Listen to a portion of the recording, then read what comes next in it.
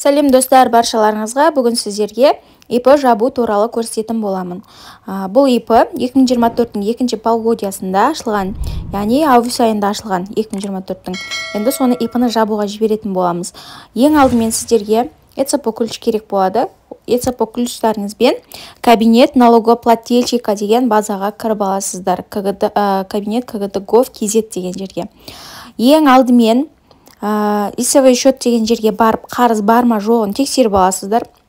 Қарыз бар болса, оны төлеп барып, ИП-ны жабуға жібересіздер. Және форм налоговой отчетности деген жерге барып, отчеттары түгел ма, соны көресіздер.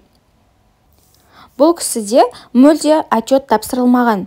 Енді біз отчет тапсырып, налогқа заявление жазып, ИП-ны жабуға жіберетін боламыз.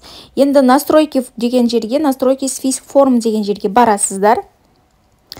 Осы жерде 2024-ті таңдайсыздар. Қазір шығады мына жерде. Міне осылай шығады. Сол 2024-ті таңдап аласыздар. Астына қарай түскен кезде 910 форма деп тұрады. Соны таңдайсыздар. 910 упрощенный дегенді таңдайсыздар. Енді бұл жерде бірінші, екінші разделдерді ештеңке толтырмайсыздар. Біріншіде өздеріңіздің ИП-ларыңыздың атауы және индеріңіз шығып тұрады. Енді үшінші разделде қай полугодияны тапсырып жатырсыздар, соны жазасыздар. Бізде қазір 2-ші полугодия, 2024 жылдың 2-ші полугодиясы. 4-ші разделде не видеть Б пунктын таңдайсыздар және 6-шы, 5-ші пунктта ештеңке толтырмайсыздар. 6-шы пунктте бұл бірінші рет тапсырылып жатқан отчет болғандықтан первоначальная дейсіздер, және ИП-ны жабуға жіберіп жатқаннан кейін ликвидационный дегенді таңдайсыздар. Екеуін бірге таңдап жібересіздер. Одан кейін резидент дейсіздер. Бұл ИП-да мүлде доход болмаған, ИП жұмыс істемеген, просто ашылған. Енді екінші страницаға барасыздар. Төмен қарайға түскен кезде медицинский страхование деген жерге 0 қойып шығасыздар. Бұл ИП 0-мен жабылып жатқандықтан барлық жерге 0 қоясыздар. Міне осылай медстрахование деген жерге 0 қоясыздар. Одан кейін 3-ші страницада ештеңке толтырмайсыздар. Бірден 4-ші страницаға барасыздар. 4-ші страницада раздел бизнес деп тұрған жерге налогтарыңызды белгілейсіздер.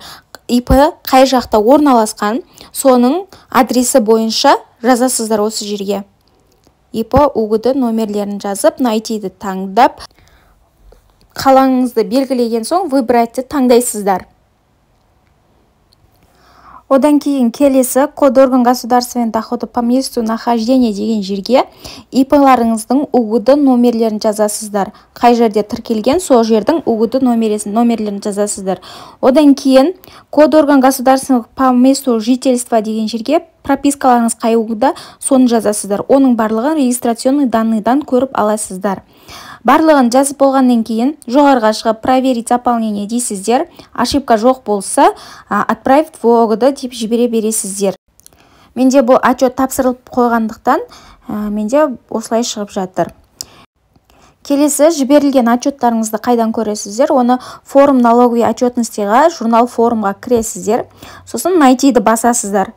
Міне осы жерде сіздердің тапсырылған отчеттарыңыз шығып тұрады. Разница на болып тұрады.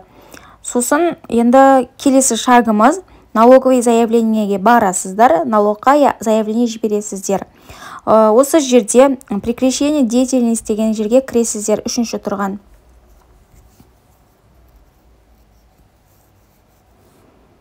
Міне осы прекращение деятельности дегенді басасыздар.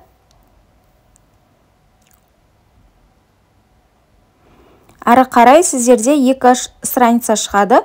Бірінші страницасында тек қана сіздер пункты таңдайсыздар. Статья дегенді причинасын таңдайсыздар. Пунктын таңдайсыздар. Одан кейін 2-ші страницаға барасыздар. Бірінші страница тек қана осыны толтырасыздар. 2-ші страницада мына жерге КБК номерлерді жазатын боласыздар. Олар міндетті түрде жазылады.